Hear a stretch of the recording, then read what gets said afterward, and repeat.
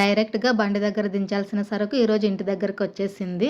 Auto అన్న ఈ మెట్ల దాకా పెట్టి వెళ్ళినారనమాట. మామూలుగా కాంపౌండర్ బయట అంటే గేట్ బయటే దించేస్తారు. కానీ ఇంత బరువు నేను పైనకి తీసుకెళ్లాలంటే ఇబ్బంది అవుతుందని చెప్పేసి అన్న ఇక్కడి దాకా పెట్టి వెళ్ళినారు. ఈ ఫ్రూట్స్ బిజినెస్‌లో నాకు కష్టంగా అనిపించే పని ఏదైనా ఉందా అంటే ఇట్లా బరువులతో ఉన్న బాక్సులు పైనకి తీసుకెళ్లడమే. ఎందుకంటే సెకండ్ ఫ్లోర్‌లోకి తీసుకెళ్ళాలి. మామూలుగా మనం ఉత్తి మనుషులు వెళ్ళడం వేరు.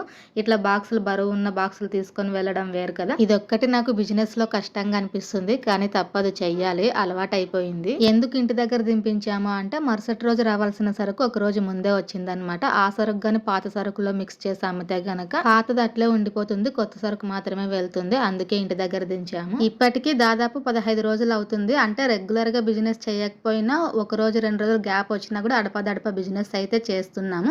అయినా కూడా ఇప్పటికీ ఇంకా అడుగుతున్నారు అవి ఏం పండ్లు కొత్తగా ఉన్నాయనేసి. కొంతమందికి అయితే తెలుసు అనమాట ఇవి ఖర్జూరం అని. మామూలు ప్యాకెట్లో డేట్స్ అని వస్తాయి కదా, అవేమంటే ప్రాసెస్ అయిన తర్వాత వచ్చే డేట్స్, ఇవేంటంటే రా డేట్స్ అనమాట. మెయిన్ ఇట్లా అడగడానికి కారణం ఏంటి అంటే ఈత పండ్లు కూడా ఇదే కలర్లో వస్తాయి కదా, మామూలు పండు అయిన తర్వాత అయితే కొంచెం కలర్ మారిపోతాయిలేండి. మామూలుగా అయితే ఇదే కలర్ కొంచెం చిన్న సైజులో వస్తాయి. అందుకే కొంతమంది కస్టమర్స్ దీనిని ఈత పండ్లు అనుకుంటున్నారు.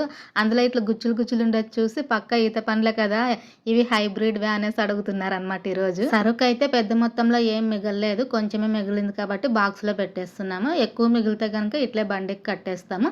ఈ బిజినెస్లో ప్లస్ పాయింట్ ఏంటి అంటే దీంట్లో మనకి వేస్టేజ్ అనేది ఎక్కువ పోదనమాట. వేస్టేజ్ అంటే ఏ రూపంలో, మామూలు మిగతా పండ్లు మనం ఏపీఎంసీలో తెచ్చి అమ్ముతాం కదా, ఆ సరుకులో ఏంటంటే కొన్ని డ్యామేజ్ అయ్యేవి, మెత్తగా అయ్యేటివి అట్లా వస్తాయి కదా, అది వేస్టేజ్ కింద తీసేస్తాం. దీంట్లో ఏంటి అంటే మనకి మెత్తగా అంటే పండుగ మారినా కూడా ఇంకా స్వీట్నెస్ అనేది పెరుగుతుంది అనమాట. డ్యామేజ్ అయితే మనకి తక్కువ మొత్తంలోనే పోతుంది మామూలు పండ్లతో పోలిస్తే గనక. ఏమంటే వీళ్ళు గుచ్చులు గుచ్చులు తెచ్చిస్తారు కాబట్టి పైన ఆ గొన మాత్రమే మనకి ఎక్స్ట్రా తూకం పోతుంది. ఈ ఖర్జూరం అయితే ఖచ్చితంగా రోజు సరుకు రోజు అయిపోదు, మిగులుతుంది. 2-3 రోజులు అవుతుంది అనమాట.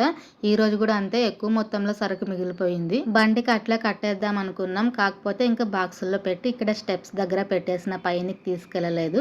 మరుసటి రోజు అయితే సరుకు ఏం తెప్పించలేదు, ఇంక మిగిలిన సరుకే అమ్ముతున్నాము. మరుసటి రోజుకి ఎక్కువ ఉదిరిపోతున్నాయి అనమాట, అంటే రాలిపోతున్నాయి. కొంతమంది కస్టమర్స్ కంటే కొంతమంది కానీ కాదు, ఆల్మోస్ట్ ఇట్లా గుచ్చులు గుచ్చులు ఉంటేనే అట్రాక్టివ్గా ఉంటుంది అనమాట చూడడానికి కూడా. రాలిపోతే ఏంటంటే కొంతమంది ఏంటంటే కనుక రాలిపోయిన పండ్లే కావాలంటారనమాట. ఎందుకంటే ఆ పుల్లలు తూకం వస్తాయి కదా, పండ్లు అయితే ఎక్కువ తూకం వస్తుంది అని. అదేం లేదు, చిన్న అపోహ అంతే అది. నేనైతే థంబ్నెయిల్ పిక్స్ కోసం ఫోజిస్తున్నా అనమాట. అట్లాగా ఇట్లా చూపించి మంచిగా అని చెప్తున్నారు మా ఆయన. ఈరోజు కెమెరామెన్ అయ్యారు. అయితే ఇప్పుడు ఇంకా ఖర్జూర సీజన్ ఎండ్ అయ్యే టైం అనమాట. ఈ ఖర్జూర అయిపోయిందంటే గనక మన బిజినెస్ కొంచెం గ్యాప్ రావచ్చు. ఎందుకంటే మార్కెట్లో గాలికాలం అంత పెద్ద మొత్తంలో సరుకు అయితే ఉండదు. వర్షాలు పడితే గనక మళ్ళీ ఎక్కువ మొత్తంలో సరుకు అయితే వచ్చేస్తుంది. ప్రస్తుతానికైతే మార్కెట్ కూడా చాలా డల్గా ఉంది. మిక్స్డ్ ఫ్రూట్ బిజినెస్ చేయొచ్చు, కాకపోతే అది మనకి వర్కౌట్ అవ్వదు. ఎందుకంటే మన బిజినెస్ అవుట్ ఆఫ్ ఏరియా లాస్ట్కి ఉంటుంది కాబట్టి పెద్ద మొత్తంలో వ్యాపారం అయితే అవ్వదు అనమాట. అందులోనే మిక్స్డ్ ఫ్రూట్ పెడితే డైలీ రన్నింగ్ ఉండాలి. అది ఒక సరుకు అయిపోగానే ఇంకొక ఐటెం ఖచ్చితంగా తీసుకురావాలి. మనం బండి పెట్టే ప్లేస్కి ఒక 1/2 కిలోమీటర్ దూరంలో కుందేలు పిల్ల దొరికింది. నేను తీసుకుందాం అనుకున్నా, కాకపోతే అది చిన్న కుందేలు పిల్ల కదా, దానికి ఏమైనా అయ్యి ఇదైతే గనక దాని నుంచి కోలుకోవడానికి నాకు టైం పడుతుంది. అందుకే నేను తీసుకోలేదు, ఆ అక్కకే ఇచ్చేసిన అనమాట. అది ఇప్పుడు నేను ఈ వీడియో షూట్ చేసేసరికి 3వ రోజు అయిపోయింది. 2 రోజులకి అది చనిపోయిందంట. చాలా బాధేసింది. మరుసటి రోజు 2 రోజులకి ఆ అక్క ఇట్లా చనిపోయిందని చెప్పగానే ఏం చేయలేదు వాళ్ళు. కాకపోతే అవేంటంటే వాటి జాతిలో పెరగడానికి మాత్రమే ఉంటుంది. ఇట్లా మనం ఇంట్లో తెచ్చుకొని పెంచుకుంటే గనక 90% అయితే గనక ఈ తాబేళ్ళు అట్లాంటివి అయితే ఉండవు. కస్టమర్స్ వస్తూ ఉంటే టైం కనిపించదు, కానీ కస్టమర్స్ లేకుండా ఉంటే ఖాళీగా కూర్చోడానికి కొంచెం విసుగ్గా అనిపిస్తుంది.